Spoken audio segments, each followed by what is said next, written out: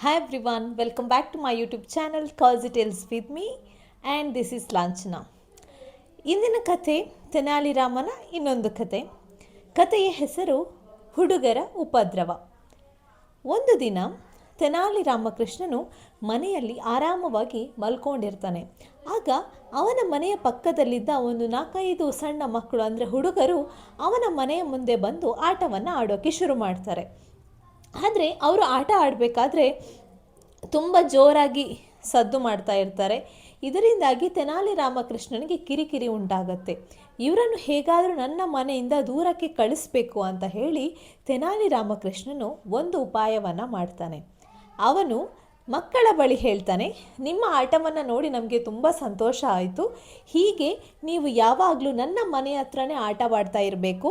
ನಾನು ನಿಮಗೆಲ್ಲರಿಗೂ 5 ನಾಣ್ಯವನ್ನು ನಿಮಗೆ ಡೈಲಿ ಕೊಡ್ತೀನಿ ಅಂತ ಹೇಳ್ತಾನೆ. 5 ನಾಣ್ಯವನ್ನು ಕೊಡ್ತೀನಿ ಅಂತ ಕೇಳಿದಾಗ ಮಕ್ಕಳಿಗೆ ತುಂಬಾ ಸಂತೋಷವಾಗುತ್ತೆ.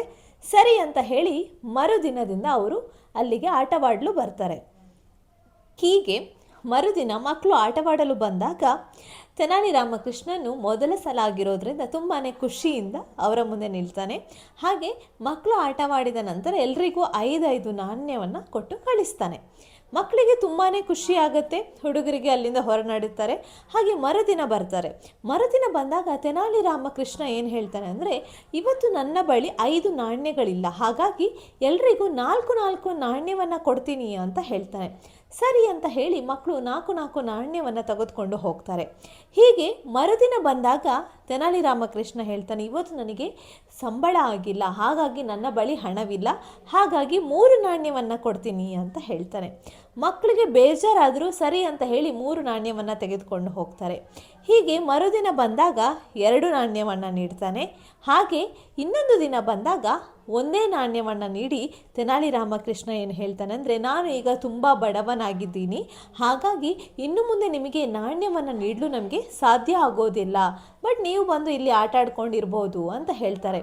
ಆದರೆ ಮಕ್ಕಳಿಗೆ ಈ ನಾಣ್ಯವನ್ನು ನೋಡಿ ತುಂಬಾ ಖುಷಿಯಾಗಿರೋದ್ರಿಂದ ನಮಗೆ ಯಾವುದೇ ನಾಣ್ಯ ಸಿಗದೇ ಇರಬೇಕಾದ್ರೆ ನಾವು ಯಾಕೆ ಬಂದು ಇಲ್ಲಿ ಆಟ ಆಡಬೇಕು ಅಂತ ಮಕ್ಕಳು ಏನು ಹೇಳ್ತಾರೆ ಅಂದರೆ, ನಾವು ಇನ್ಮೇಲೆ ಇಲ್ಲಿ ಆಟವಾಡಲು ಬರೋದೇ ಇಲ್ಲ ಅಂತ ಹೇಳಿ ಅಲ್ಲಿಂದ ಹೊರ ನಡೆದು ಬಿಡ್ತಾರೆ.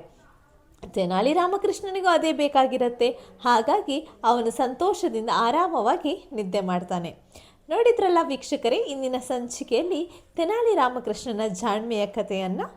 ಈ ಸಂಚಿಕೆ ನಿಮಗೆ ಇಷ್ಟ ಆಗಿದ್ದರೆ ವಿಡಿಯೋಗೆ ಲೈಕ್ ಮಾಡಿ, ಶೇರ್ ಮಾಡಿ ಮತ್ತು ಸಬ್ಸ್ಕ್ರೈಬ್ ಮಾಡಿ. ಹಾಗೆ ಎಲ್ಲರಿಗೂ ವಿಡಿಯೋನ ಕೂಡ ಶೇರ್ ಮಾಡಿ. ಮುಂದಿನ ಸಂಚಿಕೆಯಲ್ಲಿ ಇನ್ನೊಂದು ಕಥೆಯೊಂದಿಗೆ ನಾನು ನಿಮ್ಮನ್ನು ಭೇಟಿಯಾಗ್ತೀನಿ. ಅಲ್ಲಿ ತನಕ ನೋಡ್ತಾ ಇರಿ ಕಾಜಿ tales with me. Thank you.